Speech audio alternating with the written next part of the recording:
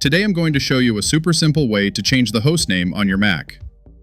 First, open Terminal and check your current hostname with this command. Hostname. Your Mac will display the name it's using right now. To change the hostname, use this command.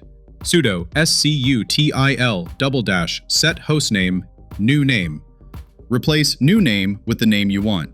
Just make sure it doesn't contain any spaces. Enter your password when prompted. Nothing will appear on the terminal screen while you type, but just enter your password correctly and press enter. Use the hostname command again to see if the new name has been updated. Besides the hostname, macOS also has a local hostname and a computer name. Each one serves a different purpose, but if you want everything to stay consistent, you should change the local hostname as well. Sudo SCUTIL set local hostname new name. Sudo SCUTIL set computer name new name. You can check the local hostname with this command. And check the computer name with this command. And that's it. Super quick and easy. If you found this video helpful, don't forget to like and subscribe to Easy Tech Steps to learn more useful tech tips. I'll see you in the next video.